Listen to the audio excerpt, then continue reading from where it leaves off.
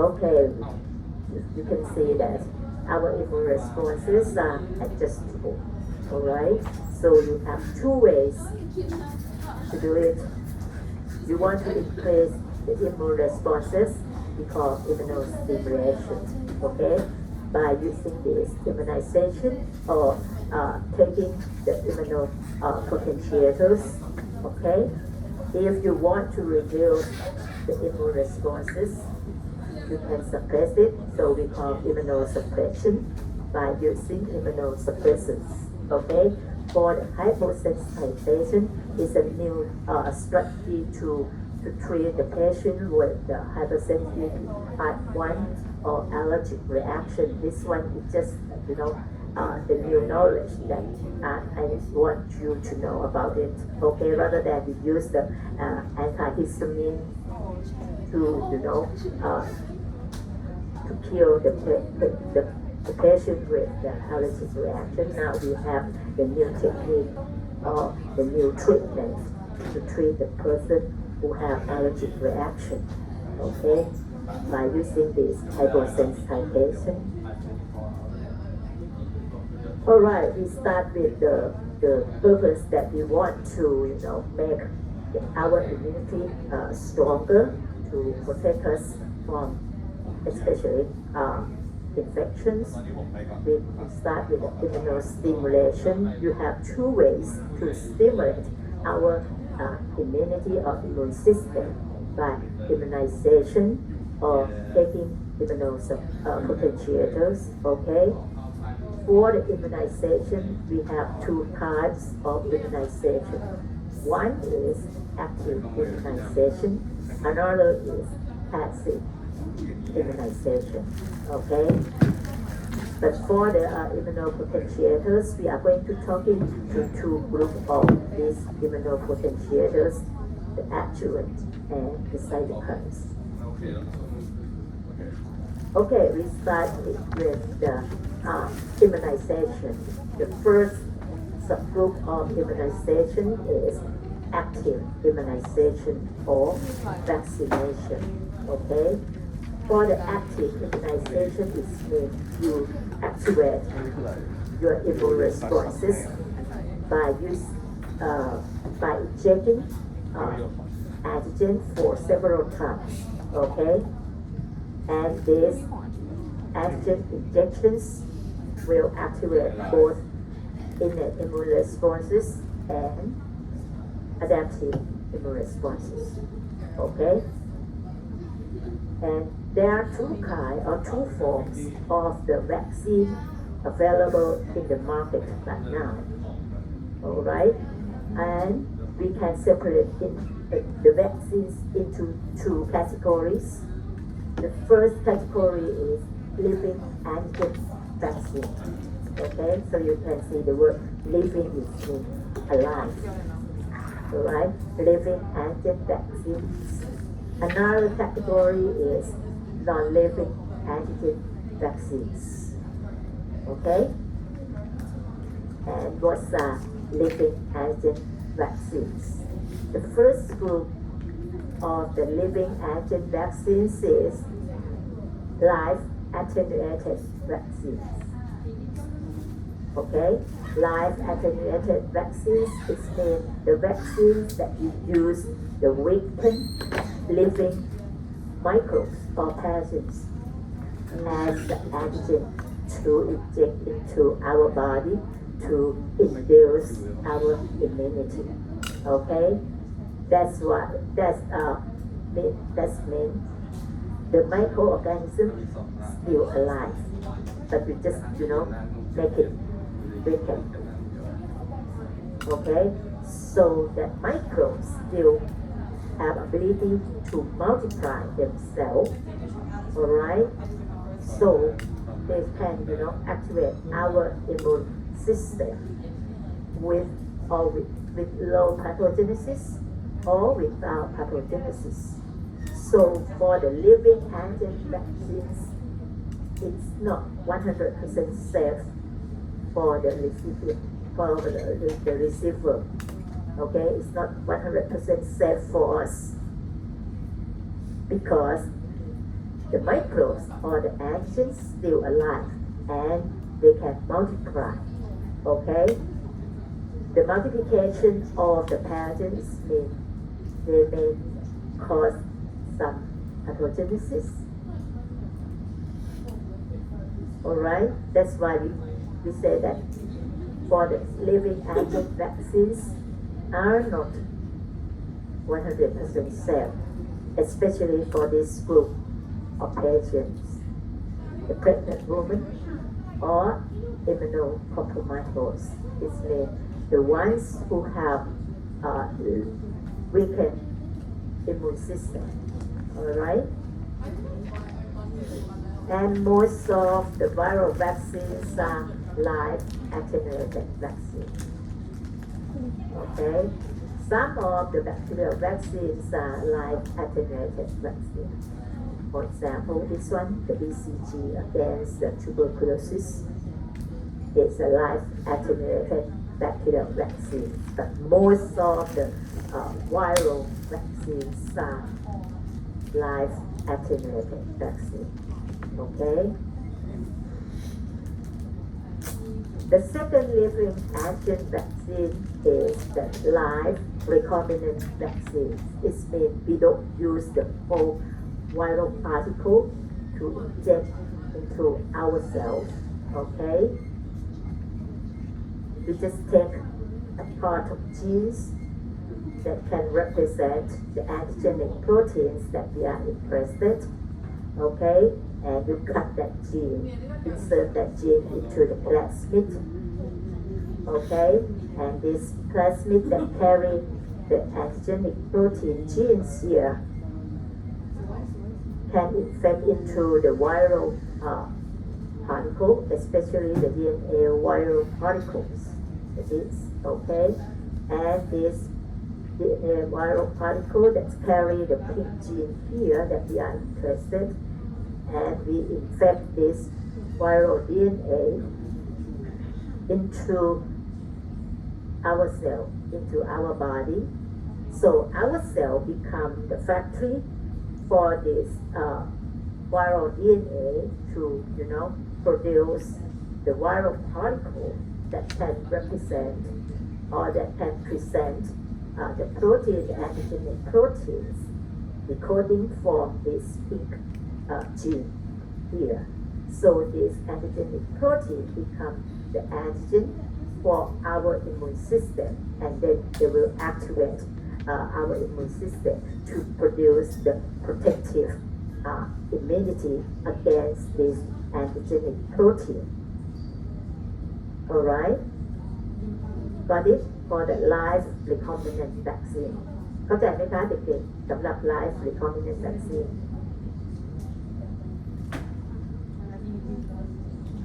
ฮัลโหลยังอยู่กับอาจารย์ใช่ไหมลูกตอบอาจารย์หน่อยครับเข้าใจแล้วครับ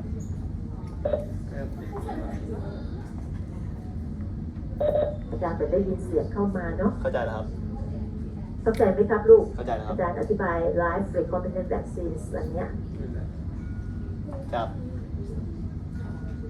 Okay, so can I continue? yes Okay, thank you. And the very clear example for the live recombinant vaccines is the AstraZeneca vaccine for the COVID-19. Okay, so we just, we know that this COVID-19, they use their spike to adhere to the cell, right? And then they enter the cell, and then they can cause the pathogenesis to our system. Okay, so we just take the gene that encoding for that spike protein of the COVID-19, okay, and you insert this spike gene into the plasmid, and then the plasmid can infect into the viral particle, especially the DNA virus, okay, and this DNA virus will be infected or injected to our body, so they will use our cell as a factory to produce the DNA virus that can present the spike protein of the COVID-19 and become the antigen to activate our immune system. So our immune system will produce the protective antibody against the COVID-19. That's how we protect ourselves from getting COVID-19 infection. All right? So this is a clear example for the live recombinant vaccine. Okay? And for another groups of vaccines are non-living antigen vaccine. What does it mean? Non-living is mean the antigens are not alive. Okay? So the first group of the non-living antigen vaccines are killed or inactivated antigens that we use as antigen to, inject into our body. Okay? How you kill the pathogen? You can use heat or you can use chemicals. All right? Kill the pathogens before you inject into the person. All right? Because you use the kill one or the kill micro, it means there is no good. Okay? And also they cannot multiply. So these types of vaccines are very, very safe, okay, compared to the living antigen vaccine. Okay? It's much safer, okay, than the living antigen vaccine. Alright, so this kind of vaccine, they just, activate our immune responses without causing any pathogenesis. Alright, and most of the bacterial vaccines are killed or inactivated vaccines. Okay, most of the bacterial vaccines are killed or inactivated vaccines. Okay, but some viral vaccines have to be kill one. Okay, kill antigen because they are very harmful. Okay, because they are very contagious and got a very high risk of mortality. For example, the rabies vaccine, it has to be killed or inactivated vaccine. Okay, and also for Japanese encephalitis vaccine, you need a kill viral particle to be act as the antigen to activate our immune responses. Okay. And another group of non-living antigen vaccines are toxoid vaccines. Okay, it means you have to inject the inactive toxin as an antigen to induce the antibody against that toxin. Okay, so we call it toxoid vaccine. So it means you make the toxin to become inactive form first, and then you inject into the patient. Okay, and let the immune system to produce the antibody against that toxin. Okay, and these are some examples of the toxoid vaccine that we normally use in as a protective antibody. Okay, it's a bacterial toxoid and tetanus toxoid. Okay, and another group of the non-living antigen vaccines are component vaccines. Okay, we don't use the whole cell of whole particle of the pathogen. We just use some part of the bacteria or viruses to be antigen to activate our immune system. For example, you may use only polysaccharide capsule part of the bacteria to activate the immune responses. Or for viral particle, just use the subunit vaccine. This means you use some part of the viral particle as antigen to activate our immune responses.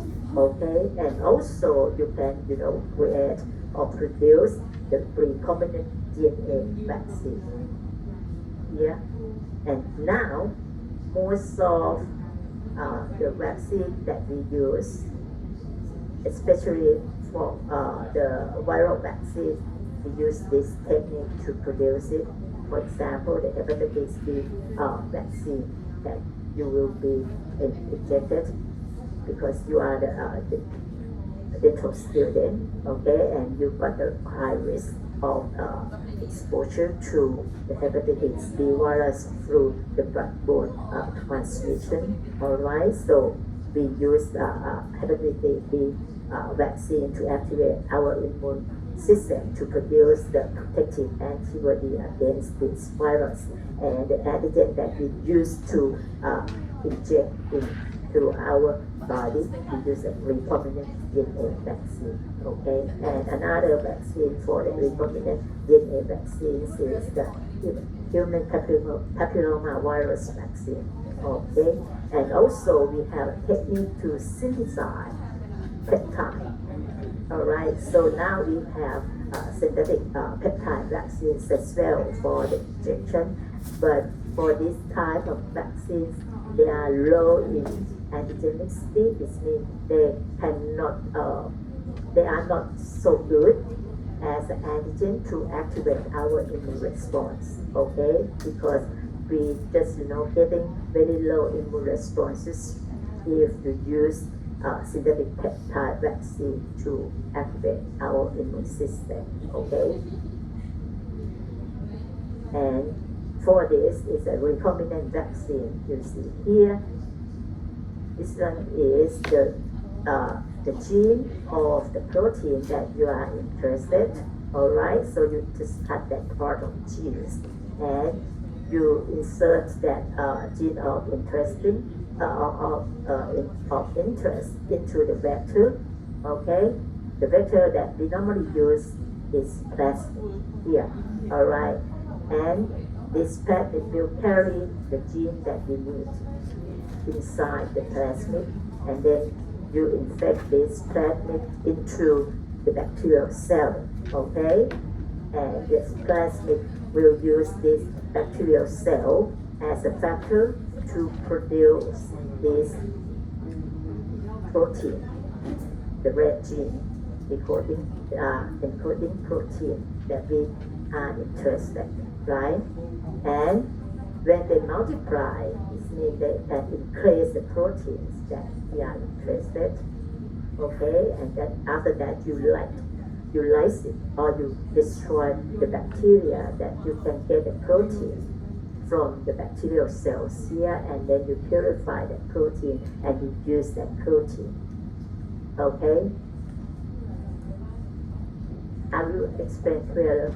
If we need the surface antigen of the hepatitis B virus as the antigen, because if you inject this surface antigen and our body produce antibody against this surface antigen of Hep B, they will, obstruct or inhibit the entry of the virus into our cell. That's why we call it a hepatitis B virus vaccine. Okay, so you just cut the gene that is responsible for decoding the surface antigen of the Hep B virus.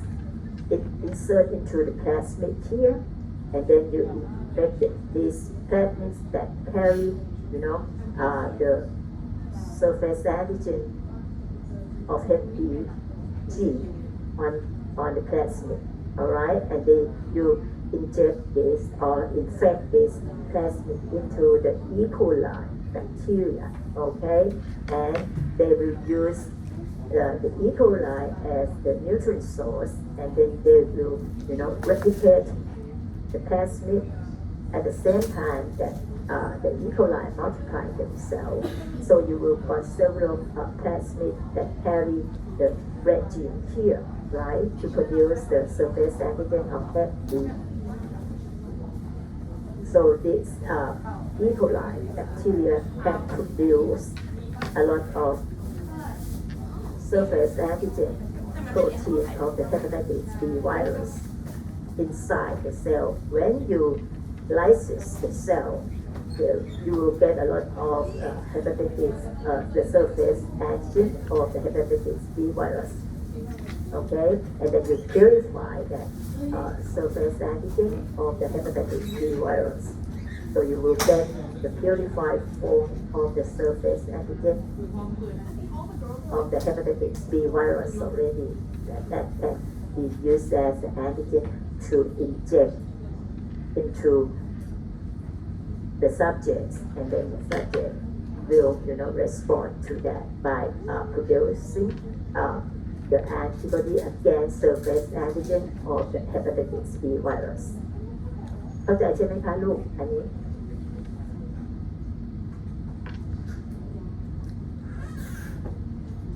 อุ๊ยเข้าใจไหมเนี่ยลูก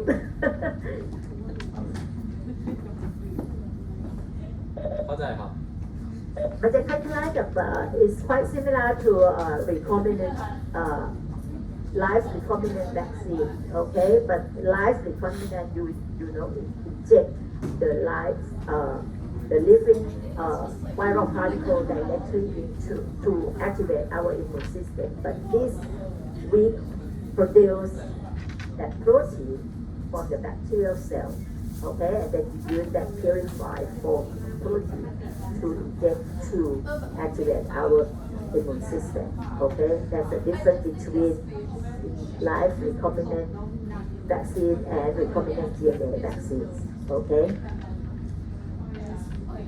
Okay, so this slide to show you the advantages and disadvantages between the live or living antigen vaccine and the non-living antigen vaccine, okay? That's all. Right. And that's for the part of the active immunization, is when you inject the antigen for several times to, activate our immune system. But for the passive immunization, is when you use the ready-made antibody or immunoglobulin, okay? And there are two types of the passive immunization. The first one is a natural passive immunization. A good example is how the fetus getting immunity from the mother. Okay, so mother can pass through the immunity through placenta, especially the antibody in the class of IgG, right? IgG is the only class of immunoglobulin that can pass through placenta, right? That's how the fetus getting immunity from the mother, okay? But after birth, the baby haven't have the competent immune system, right? So they still need some immunity from the mother. How the baby got the immunity from the mother? The answer is from breastfeeding. Okay, so breast milk will carry several mother immunity. Okay, that can transfer to the baby through the breastfeeding. Okay, that's we call the natural passive immunization.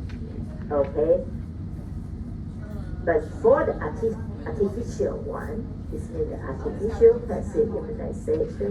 It means you inject antibody or you inject gamma globulin into the patient who needs it.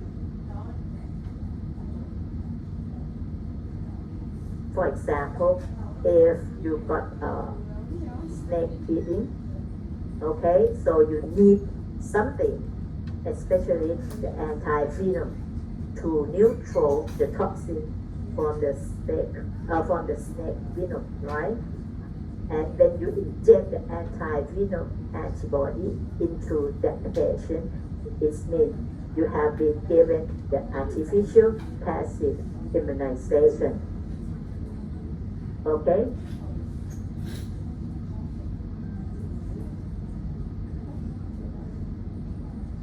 And when you look at the passive immunization or you giving or you getting the ready-made antibody, it means you got very fast and ready to use immunity, right? But this kind of immunity are short half-life, okay?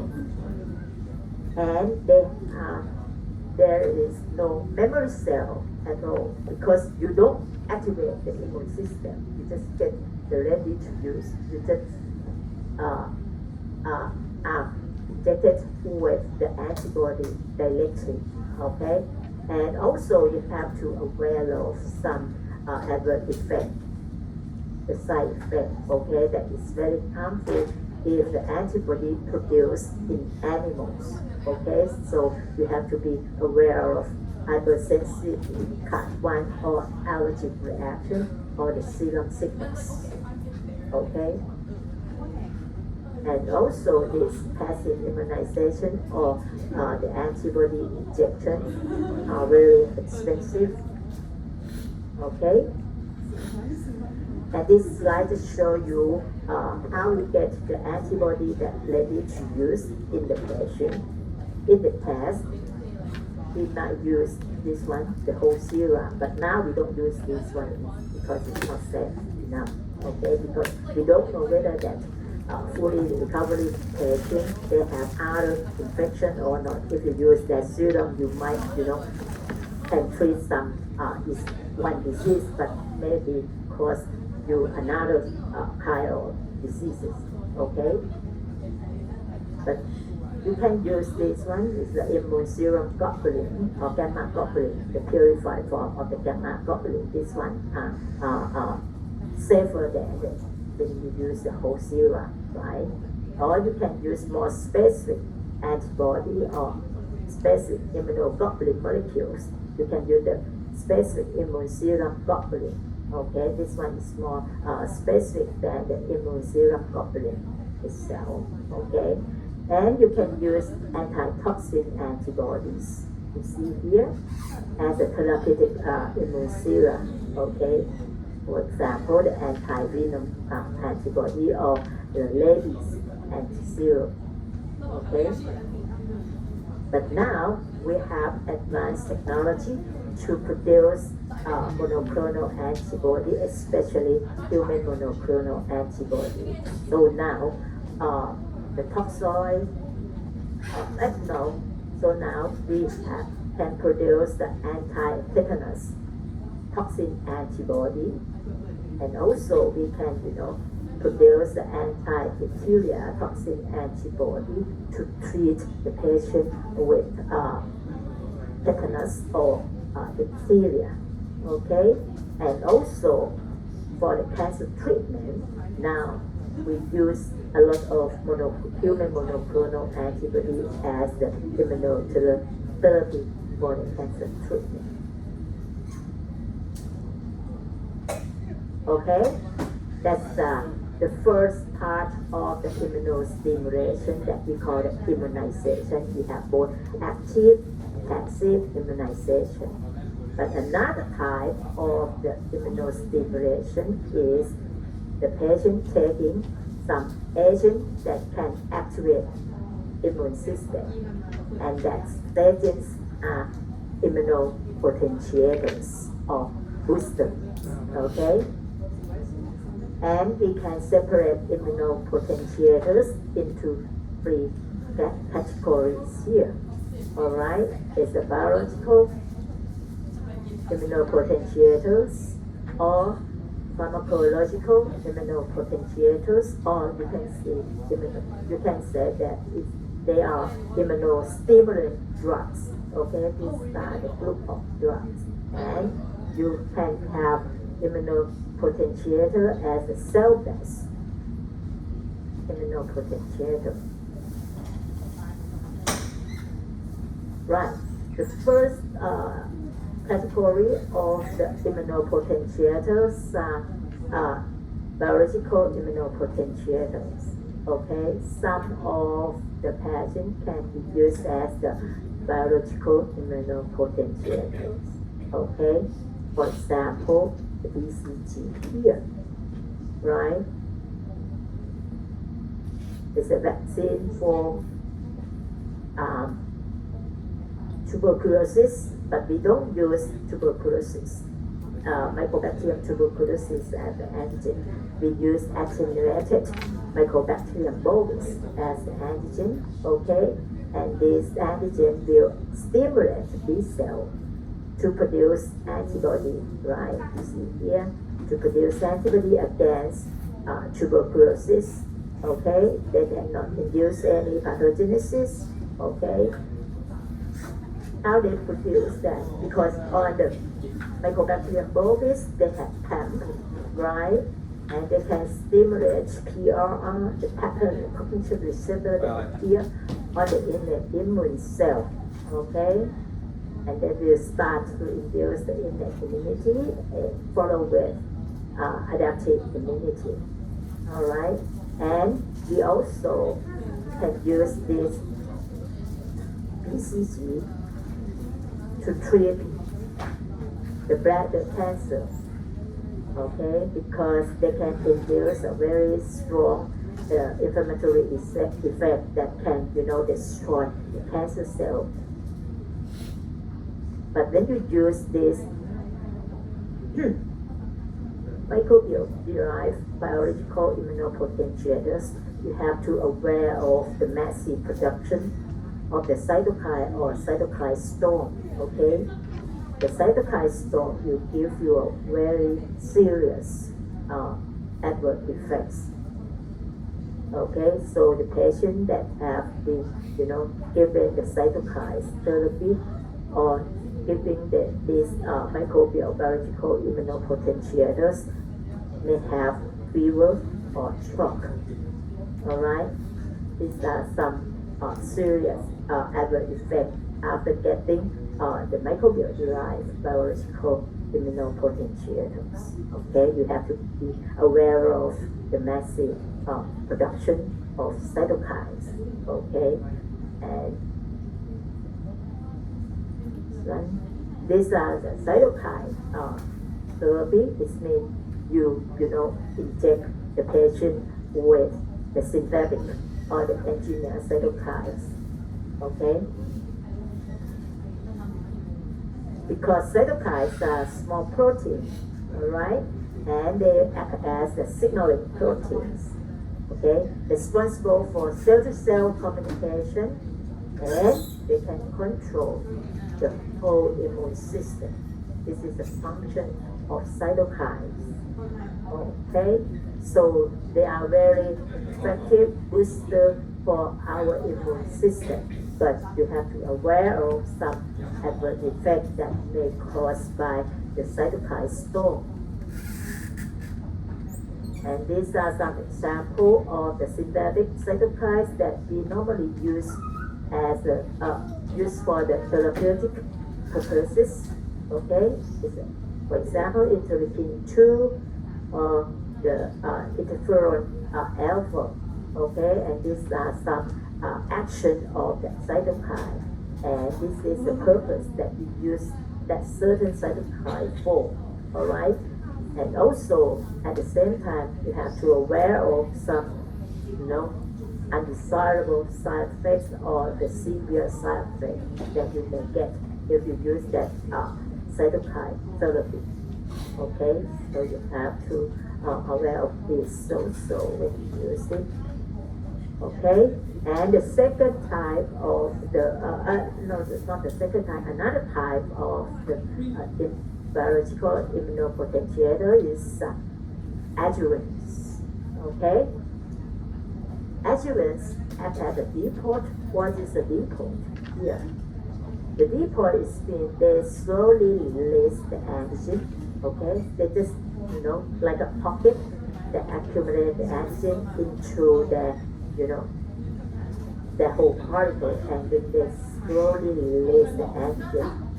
And the way that they slowly release the antigen is they prolong the time of the antigen to expose to our immune system. Okay, and also at the same time the adjuvant will activate this one, the PRR, the pattern recognition receptor on the innate immune cell. Okay, they activate them to make them more active to detect PAM that appear on the pathogen molecule.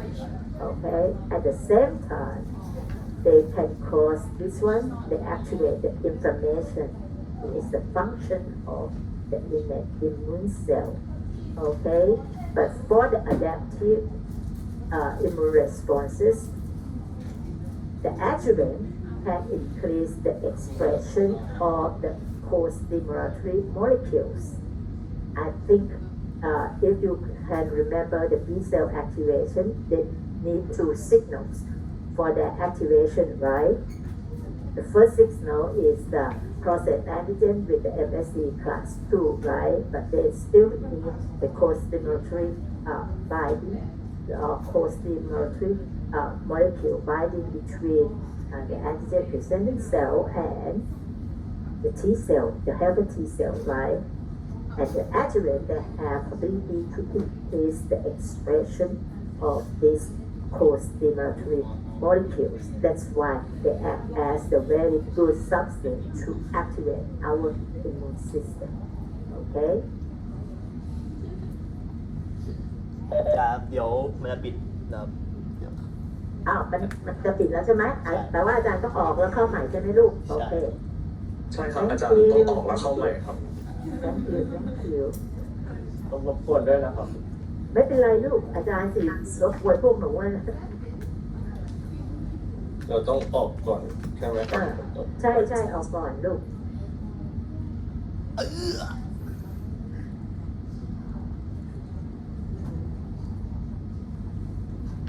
มีใครมีรหัสบอก เดินอยู่ไหน เดินไม่อยู่เดินไปตรงคาวอยู่ในกลุ่มแล้วมันแต่ว่ามันแบบต้องเลื่อนไกลนิดนึง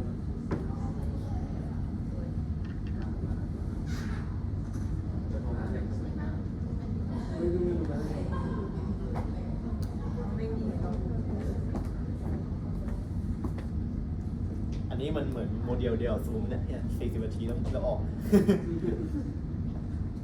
ควรจับปิดเตาอีก10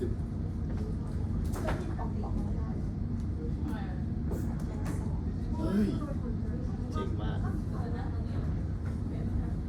ดีครับ อาจารย์สวรรค์ ครับผมอาจารย์เห็นละลูก เดี๋ยวอาจารย์แชร์สไลด์ก่อนค่ะขอโทษทีนะเด็กๆทำให้ยุ่งยากเพราะว่าตัวสันนะคะ ไม่เป็นไรครับเข้าใจครับ อันนี้เห็นใช่ไหมเห็นสไลด์อาจารย์ใช่ไหมคะลูก เห็นครับ เห็น PowerPoint แล้วโอเค รบกวนช่วยอธิบายหน้านี้อีกหนึ่งรอบได้ไหมครับ หน้าไหนหน้าตรงที่เป็น adjuvant หรือว่าเป็นหน้าที่เป็นอาจารย์ อันนี้ ครับ อันนี้ใช่ไหมโอเคโอเค you can do it alright sorry for any inconvenience okay kids okay as I said that the adjuvants are very good biological immunopotentiators because they act as a depot. What's the meaning of depot? It means the adjuvant molecule, they will accumulate all the antigen inside the molecule, and then they slowly release the antigen to the outside environment to expose to our immune system. That slowly later of the releasing is means they will prolong the time that the antigen can, expose to our immune system. Okay, so they just, keep the they will keep the longer periods of time of exposure to the immune system. Okay, and the second character of the adjuvant is they activate the PRR. Do you know the meaning of the PR? The pattern recognition receptor that appear on our innate immune cell, especially phagocytes, right? They can activate that receptor to be more active, that can, recognize the PAM that appear on the pathogen molecule. Okay? Alright, And when they activate that PRR, it means they also increase the ability as the that produce the information process. You see here, this is the third function or the third property of the adjuvant. Okay, yeah. Oh no, sorry. Done. This one. Okay, and also the adjuvant not only activate the innate immunity, they also activate the adaptive immunity. How they activate that? They increase the expression of the co-stimulatory molecules. Okay, if you remember on the B cell activation, they need two signals to be activated, right? The first one is the process antigen coupled with the MSC class 2 to present to the helper T cell, right? The second stimulation came from the co-stimulatory molecules on the antigen presenting cell with the receptor appear on the helper T cell, right? To activate the CD4 positive T cell to be helper T cell to release the cytokines that very important for class switching and the mature affinity process ยังจำได้ไหมอันนั้นนะคะ so this is another property of adjuvant they just increase the expression of these co-stimulatory molecules okay that's why the adjuvant can activate both innate immunity and adaptive immunity. You see here, right? โอเคไหมลูกผ่านได้ไหมอันนี้ ได้ครับ Okay. So another group of the immunopotentiators are pharmacological immunopotentiators. In brief, they're just the drugs that can, stimulate our immune system. And these are some examples of immunostimulant drugs that we normally use in therapeutic purpose. Okay? หนูไม่ต้องจำรู้แต่ว่าอันนี้เป็นยาถ้าเป็นกลุ่มอย่างนี้เป็นยานะคะที่เพิ่มการทำงานของระบบภูมิคุ้มกัน Okay? And also you can use cells, especially the immune cell, as an adaptive cell transfer. Okay? This one is an individual treatment. Okay?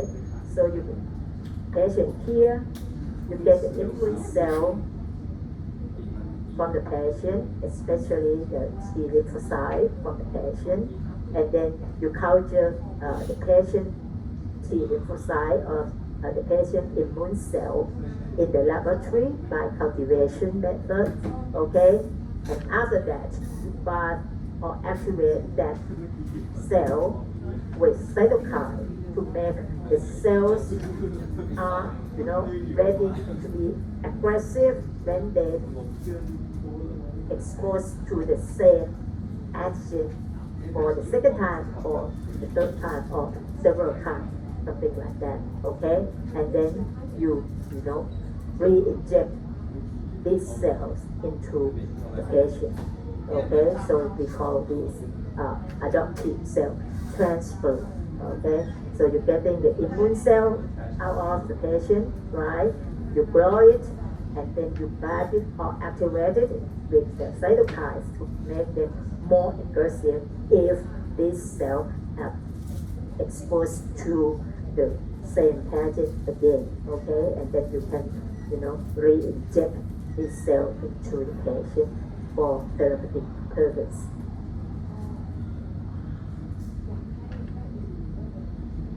Okay, that's how stimulate our immune system.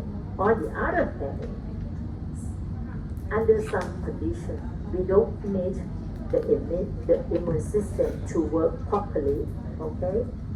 For example, if you are the patient with tissue or organ transplantation, you need something that can, keep the ability of the immune system to be in the down regulation. Okay, it means you want to decrease the capacity of our immune system. Okay, to stop the graft rejection. Right? หนูเรียนหรือยังอ่ะอันนี้ลูกอาจารย์ก็เรียนแล้วนะ organ transplantation เรียนเรื่อง transplantation หรือยังเด็กๆตอบอาจาร ด้าน ย์หน่อย นี้ ลู ก็ ก ไม่ค่อยคุ้นครับ เดี๋ยวไม่ได้เรียนเหรอเอ๊ะหรือยังไม่ได้เรียน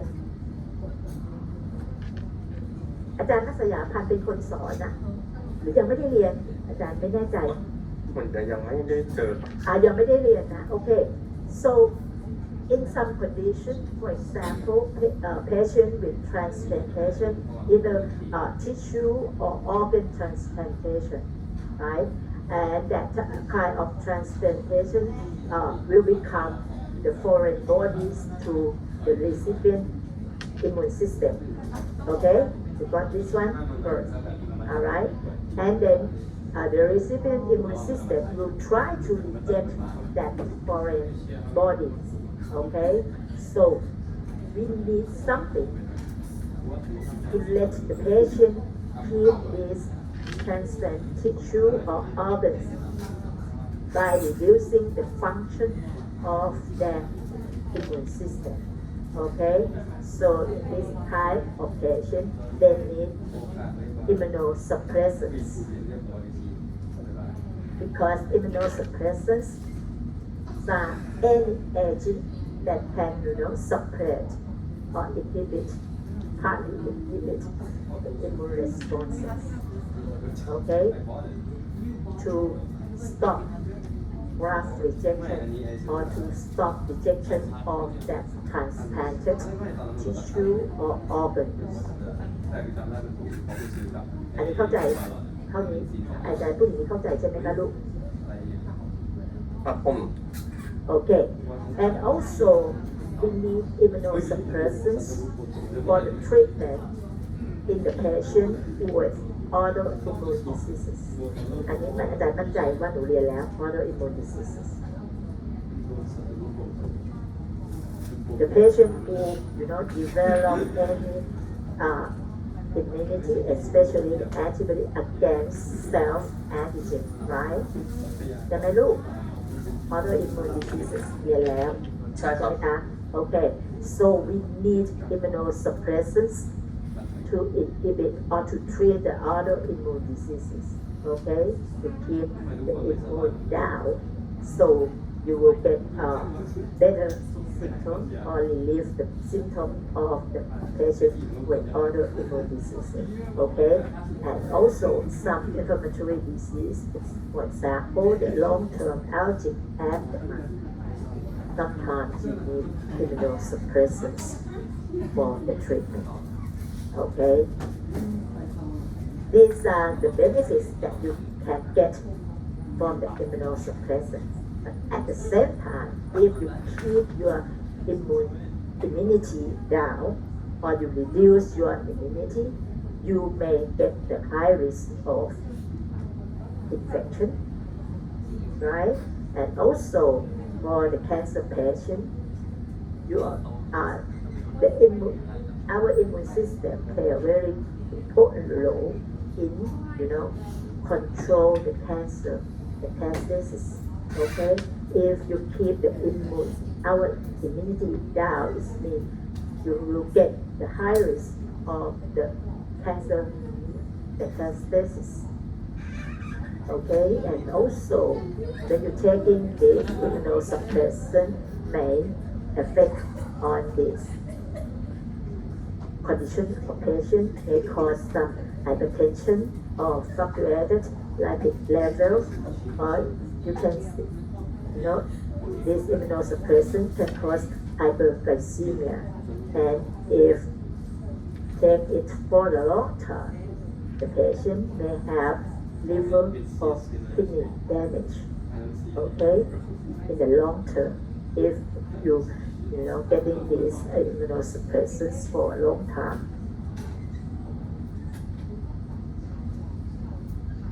And also, for the immunosuppressants, there are four categories of immunosuppressant. The first group is the selective inhibitor, okay, for the cytokine production and the function of cytokine. Okay, so we call it cytokine inhibitors in short.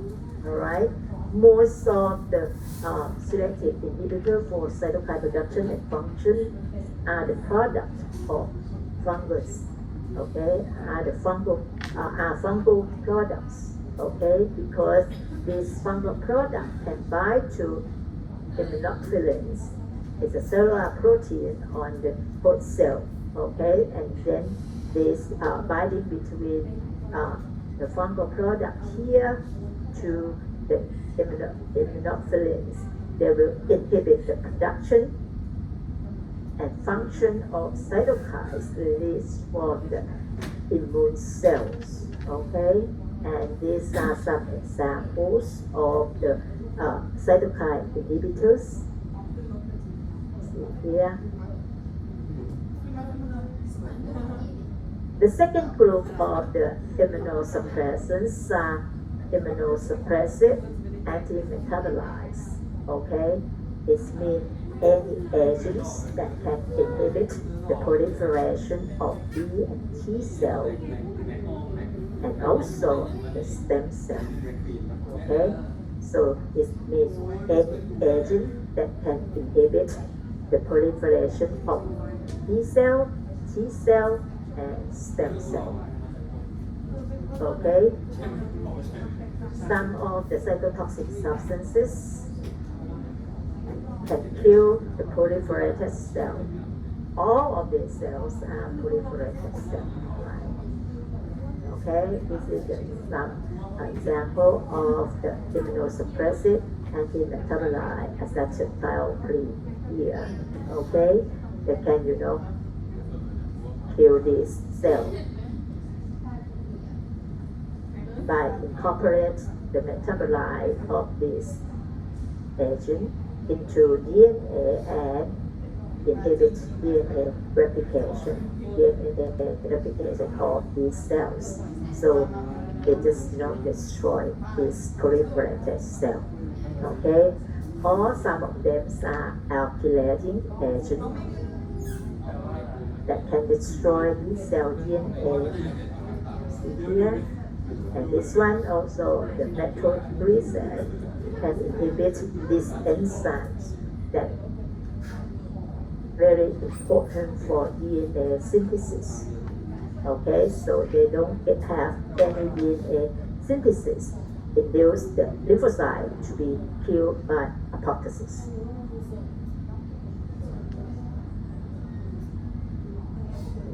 And these are some action of the immunosuppressive antimetabolites. Okay, acetylcholine, cyclophosphamide, and methotrexate.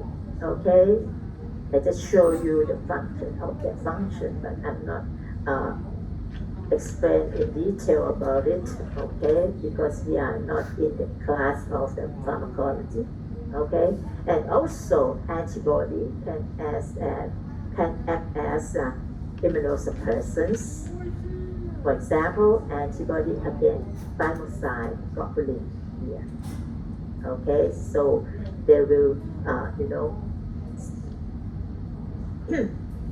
bind to the thymocyte globulin and they will destroy that thymocyte and leads to the lymphopenia. This means the low level of lymphocyte can be seen in this group of patients, and also the T cell responses are in the condition of incompetent. Okay, so they will impair T cell responses.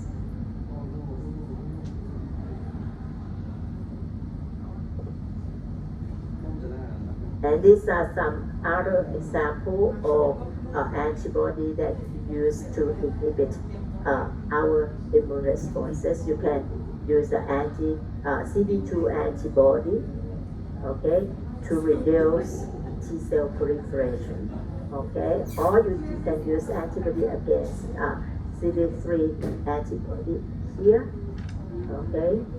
CD3 protein here can disrupt or interfere the T cell function, okay. So these antibodies, either polyclonal antibody or monoclonal antibody, can act as the immunosuppressants. And the last group of the immunosuppressants are glucocorticoid or corticosteroid. Okay, so we just call this steroid in short. Okay, these are some examples of the corticosteroids. They are steroid hormone. They can inhibit the production of the cytokine, for example, interleukins or tumor necrosis factor gamma.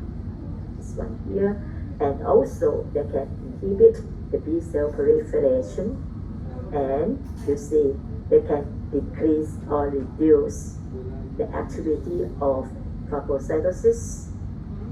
They suppress the antigen presentation, and also they reduce the expression or decrease the expression of the receptor against the FC portion of IgG.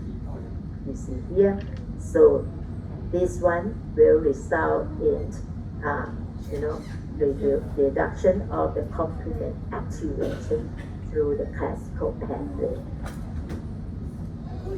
Okay, and also they will reduce or decrease the chemotactic property, or we call it chemotaxis.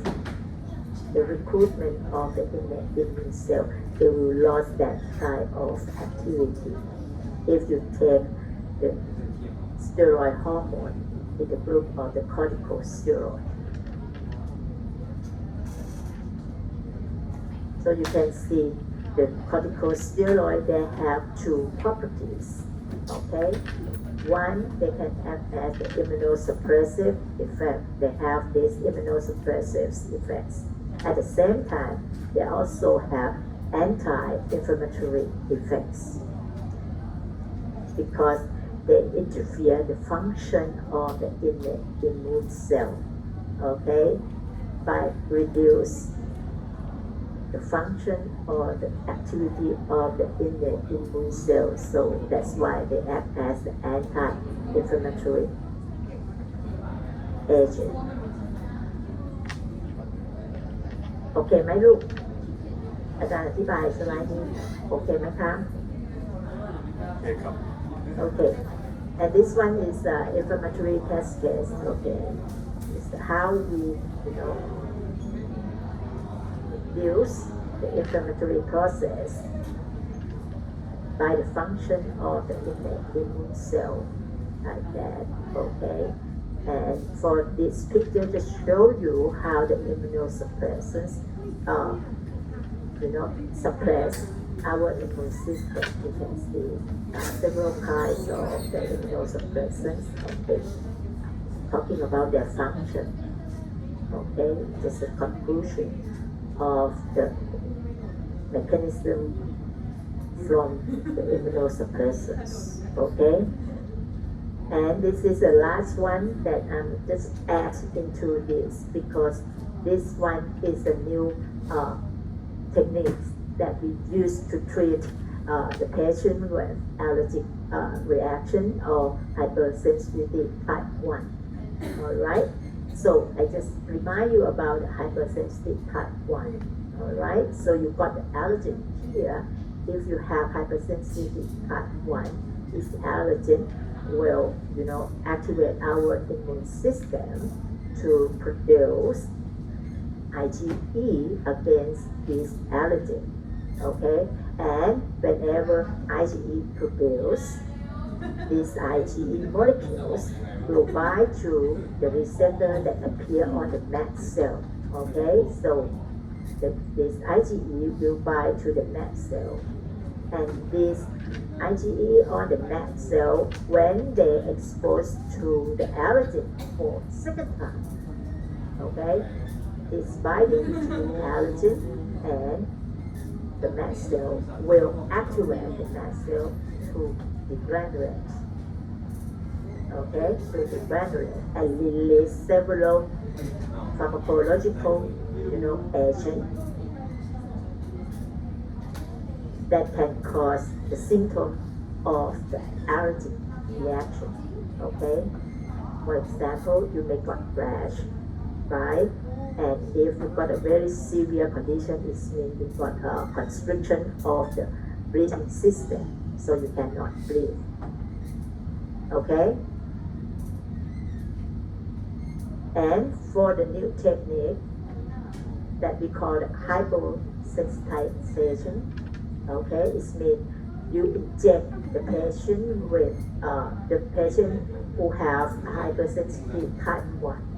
You inject this patient with the allergen, starting from the low concentration of the allergen, and then you keep increase the level of the allergen until the patient show the symptom of the allergic reaction. You will, stop at that stage. Okay, and then you just keep inject the allergen with the concentration just under that concentration that show the allergic reaction. Okay, and after that you will see that patient they will have mild symptoms for the allergic reaction, and also they will take a long time to this patient to develop one more reaction to the allergen. Okay, and they try to explain why we got this type of reaction from the patient with hypersensitive type 1. Okay, and they think that when you inject the allergen, you keep injecting the allergen, the patient will also produce antibody against allergen. But these antibodies are not in the class of IgE, but they produce antibody against an allergen in the class of IgG. Okay, so this IgG or antibody will bind to the allergen, and then that will result in the reduction of the allergen to bind to the IgE here on the mast cell. That's why they got lower activation of the mast cell. That's why the patient will have milder symptoms of the allergic reaction. Okay, and also they got not so often to have the allergic reaction after they exposed to the certain type of the allergen. That's why we call it a hypo is low level, right? It's a hyposensitization. เข้าใจไหมคะถ้าไม่เข้าใจอาจารย์จะอธิบายเป็นภาษาไทยให้เด็กๆฟังอีกทีหนึ่ง ได้ครับ หนูอย่าลืมนะว่าเราเรียนเรื่อง hypersensitive type 1 มาแล้วใช่ไหมที่เป็น allergic reaction ลูกในโรคภูมิแพ้ใช่ไหมคะโดยปกติที่มันเป็นโรคภูมิแพ้เนี่ยเป็นเพราะว่าอันเนี้ยคือ allergen คือสารที่ทำให้เกิดโรคภูมิแพ้อันนั้นใช่ไหมโดยปกติแล้วสารภูมิแพ้ถ้าคนไข้ที่เป็นโรคภูมิแพ้เนี่ยเขาจะสามารถสร้างแอนติบอดีต่อ allergen ได้นะคะแอนติบอดีที่เขาสร้างเนี่ยมันเป็น IgE class นะคะแต่คราวนี้ IgE class เนี่ยตราบจะเท่าที่ถ้ามีการสร้างขึ้นมาในร่างกายเราส่วนใหญ่แล้ว IgE class เนี่ยมันจะไปจับกับ mast cell เพราะว่าบน mast cell เนี่ยมันจะมี receptor ตรง Fc portion ของ IgE อยู่นะคะเพราะฉะนั้นเนี่ย IgE ที่สร้างออกมาปุ๊บมันก็จะไปปักอยู่บน mast cell ในลักษณะนี้นะคะถ้า mast cell ที่มี IgE ปักอยู่เนี่ยมันไปเจอกับ allergen ตัวเดิมเป็นครั้งที่2ปุ๊บเนี่ยมันจะเกิดการกระตุ้นให้ mast cell เนี่ยมัน degenerate มันทำให้แกรนดูลของมาสเซลล์เนี่ยมันแตกออกมา มันก็จะหลั่งสารออกมา เช่นพวกฮิสตามีนแล้วพวกเอดีต่างๆ ที่มันมีฤทธิ์ทำให้มันเกิดอาการของ allergic reaction เกิดขึ้นมา เช่นเป็นผื่นเป็นลมพิษอย่างเงี้ยใช่ไหมแต่ถ้าเป็นที่แบบหนักๆเลย serious หน่อยก็คือไม่ใช่ serious หน่อย serious มากก็คือมันเป็นบีบใช่ไหมคะบีบตัวของระบบทางเดินหายใจของเรา หายใจไม่ได้เดสมอลเล่นะลูกตายนะคะใช่ไหมแล้วเราการรักษาโดยทั่วไปเราก็ให้แอนติฮิสตามีนเข้าไปถูกต้องไหมในอดีตเราก็ให้แอนติฮิสตามีนซึ่งมันไม่ได้ไปแก้ไขในส่วนที่เป็นต้นเหตุนะคะคราวนี้เนี่ยก็มีนักวิทยาศาสตร์เขาก็เจอว่าถ้าเราฉีดแอลเลอร์เจนเข้าไปในผู้ป่วยที่มีภาวะเป็นโรคภูมิแพ้อยู่แล้วนะคะสมมติเช่นเขาแพ้เกสรดอกไม้เราก็ฉีดเกสรดอกไม้เข้าไปนะคะโดยเริ่มจาก concentration ของแอลเลอร์เจนที่ต่ำนะคะแล้วค่อยๆเพิ่มสูงขึ้นนะคะเพิ่มสูงขึ้นจนถึงจุดหนึ่งที่นะความเข้มข้นนั้นน่ะคนไข้เริ่มปรากฏอาการเราก็จะไม่ฉีดไอ้ที่สูงกว่านี้ให้แล้วนะคะก็ฉีดแค่นั้นให้ที่สูงสุดแค่นั้นนะคะฉีดไปเรื่อยๆเขากลับพบว่าคนไข้เนี่ยไม่ค่อยมีอาการของภูมิแพ้เกิดขึ้นถ้าได้สัมผัสกับสิ่งที่เขาแพ้เช่นถ้าเรารู้ว่าเขาแพ้เกสรดอกไม้พบว่าถ้าเราฉีดเกสรดอกไม้ในลักษณะนี้ให้กับคนไข้ผลปรากฏว่าคนไข้เวลาสัมผัสกับเกสรดอกไม้เนี่ยอาการเขาไม่รุนแรงเท่าเดิมนะคะแล้วก็อาการแพ้เนี่ยมันห่างออกไปมันไม่ถี่เหมือนเดิมนะคะมันห่างออกไปในลักษณะนั้นนะคะเขาก็เลยคิดว่าการที่เราฉีดสารที่ก่อให้เกิดภูมิแพ้ให้กับคนไข้ที่มีโรคภูมิแพ้ในลักษณะนี้มันก็มีการสร้างแอนติบอดีขึ้นมาเหมือนกันนะคะแต่เป็นแอนติบอดีที่ไม่ใช่ IgG นะคะเป็นแอนติบอดีที่เป็น IgG คลาสเห็นไหมคะคราวนี้ IgG ตัวนี้แอนติบอดีตัวนี้มันก็ไปแย่งจากแอลเลอร์เจนใช่ไหมถ้าสมมาติแอลเลอร์เจนตัวนั้นนะคะ IgG ต่อแอลเลอร์เจนเนี่ยก็จะไปแย่งจากแอลเลอร์เจนไปนะคะเพราะฉะนั้นมันก็จะเหลือแอลเลอร์เจนที่จะไปจับกับ IgG ตามกฎของแมสเซลเนี่ยมันน้อยลงใช่ไหมเพราะฉะนั้นเนี่ยมันก็เป็นเหตุผลว่าทำไมคนไข้ถึงอาการไม่หนักอาการเบาลงเยอะนะคะแล้วก็ความที่จะเกิดปฏิกิริยาเนี่ยปฏิกิริยาภูมิแพ้มันหายไปนะคะอันนี้คือเขาใช้อธิบายว่าทำไมไฮโปเซนไซเดชันหรือทำให้เกิดคนไข้ภูมิแพ้มีอาการที่น้อยลงแล้วก็ความถี่ในการเกิดภูมิแพ้เนี่ยห่างออกไปนะคะโอเคไหมอาจารย์อธิบายอย่างนี้เข้าใจนะคะ ครับผม ได้ค่ะโอเคพูดเป็นภาษาเกิดการก็กลัวหนูจะไม่เข้าใจเพราะว่ามันไม่ใช่อาจารย์กังวลมากอาจารย์ถามจริงๆว่าเด็กๆตอบตามความจริงเลยอาจารย์อธิบายมาเป็นภาษาเกิดการเข้าใจไปด้วย ก็ไม่อยากกูอยากมีน้องชาย ในส่วนที่เข้าใจครับ กูอยากลองเรียนของไม่บอกอยากลองแบบว่า ส่วนใหญ่เข้าใจครับอาจารย์ โอเคเมื่อเช้านี้สอบนี่เธอไปแล้วใช่ไหม ใช่ครับอาจารย์ยากมาก เป็ เล น ย ไงฮะยากมากเลยหรอ มัน อา จะ จาร แค่ ย์ ผ เข้าม ใจนะคะเดี๋ยวอาจารย์ก็แชร์ริ่งเราจะได้คุยกันเด็ก